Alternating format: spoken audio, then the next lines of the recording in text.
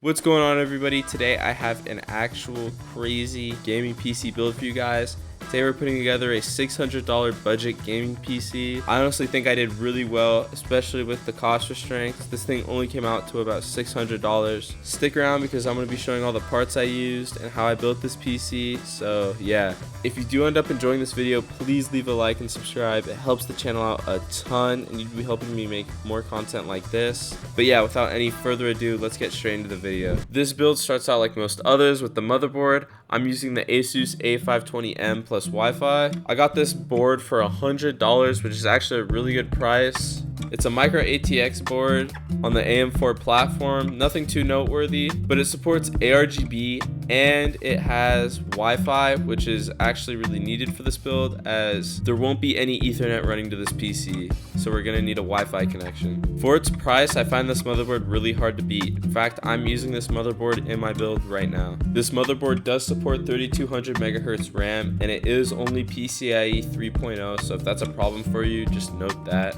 Anyways, now it's time to go over the CPU for this build, which is the Ryzen 5600. I'm sure most of you guys are aware of this CPU at this point, but for those of you who are not, this CPU has 6 cores, 12 threads, and clocks in at about 4.4 gigahertz. At the time of purchase, this CPU was about $130 on Amazon. Initially, I was going to go with Intel on this board, but the CPU and the motherboard combined came out to be a lot cheaper on the AMD side of things, so I decided to go with AMD. Initially, I was going to use an Intel i5-12400 for this build, but like I said earlier, with the cost of motherboard and the fact that the 5600 is practically equivalent in performance to it, being slightly cheaper, I decided to go with AMD. I slotted the CPU in with relative ease. The retention lever on the CPU, or whatever you call it, was kind of acting funny for some reason, but I got it to work finally. Next, we're going to install the RAM. These are two 8GB RAM sticks totaling at 16GB of DDR4, clocked in at 3200 megahertz. I'll be installing these in dual channel, obviously.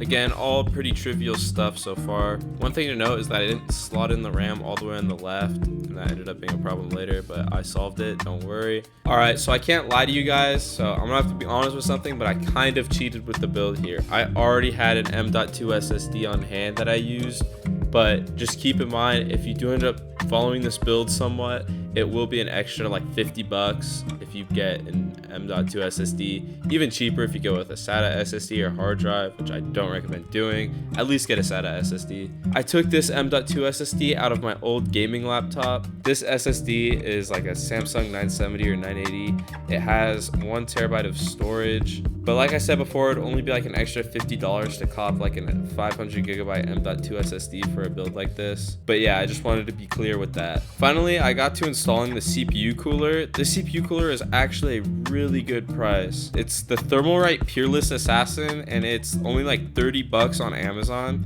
And there's an RGB variant, which I'm pretty sure is just the exact same price. This is a really beefy CPU cooler. You get 2 fans, and like I said, this is a very good bang for your buck CPU cooler. I can highly recommend it. Just to be clear, this video isn't sponsored by them. I don't even have an affiliate link. It's just a good cooler that I can recommend. I attached the fans to the cooler. It was a little annoying because I had the wire going the wrong way. I could have kept it like that, but having it go a different way was honestly so much better. Anyways, now it was time for me to get everything in the case itself. This case is a very good price case. I know I keep saying that, but again, this case was only like $60, came with 4 ARGB fans, and it's just, again, really good value. The case itself is the Montech Air 100. It's a micro ATX case, and as of now, it's only $64 on Amazon. The front glass panel on this case is also on a hinge, which is kind of weird. You can also take it off, which caught me off guard just by like pushing it up, but yeah, just be aware of that. The power supply I'm using is the MSI Mag A550. It's an 80 plus bronze power supply capable of outputting 550 watts. Very mid by all means, but perfect for a system like this.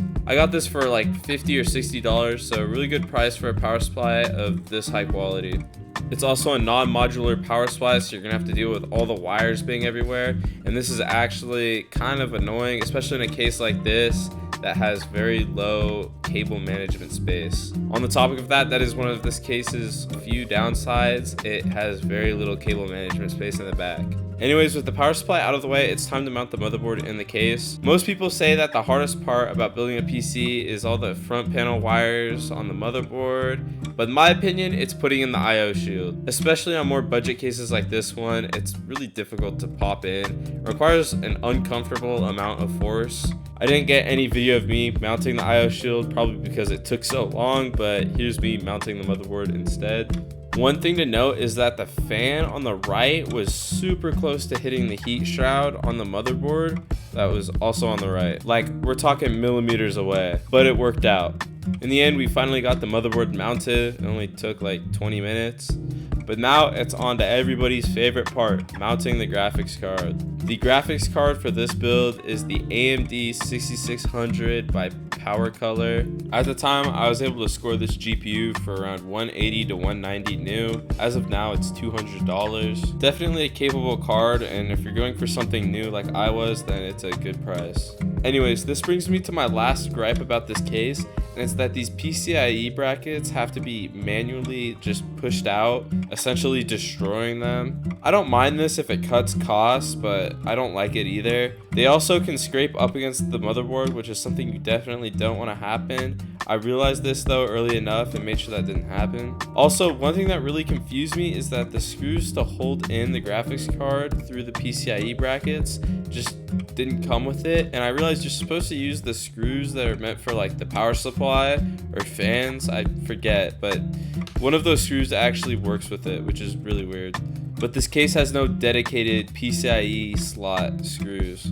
The only thing that bothers me about this is that some new PC builder is going to see this and just not put in the screws that were intended to be used here. And there was nothing in the directions that said that's what the screws were meant to be used for. It just said they're meant to be used with the power supply. So in my opinion, if anybody at Montech is watching this, which they probably aren't, I think you should change that and just indicate which screws are supposed to be used with PCIe brackets. Anyways, now it's time to get this graphics card all mounted up. I really like the look of this graphics card. It's very simple looking and just not trying to like be elegant or anything. It looks good. So shout out Power Color. I like this graphics card. Anyways, with the graphics card all nice and mounted, it's time to get to everyone's favorite part, and that's cable management. And to be honest, I didn't want to record cable management because it's not interesting to watch. So here's a short time lapse of me somewhat cable managing, but this is only like the half of it.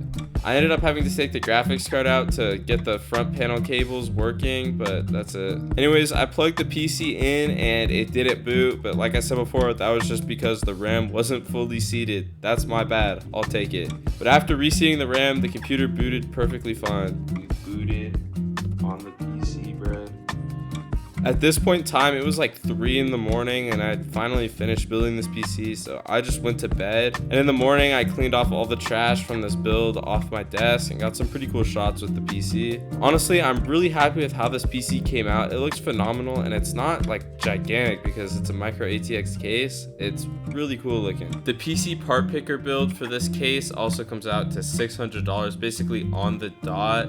The case in the screenshot isn't the correct case. That's because this case was out of stock, but the case is the same price as the case I used in this video. And like I said previously, I didn't include any storage medium in this, so you'll probably have to tack on an extra $40 to $50. Now that we finished this build and have it all set up, I'm gonna do an unofficial benchmark of Fortnite. And all these clips we're playing on medium high settings, and we're able to maintain 144 FPS just fine without pretty much any stutters at all. Even on the battle bus, we're able to maintain 144 FPS, which is pretty decent because this is typically one of the most intensive parts of a Fortnite game. But yeah, overall, it's a really smooth experience and doesn't dip below 144 FPS pretty much at all.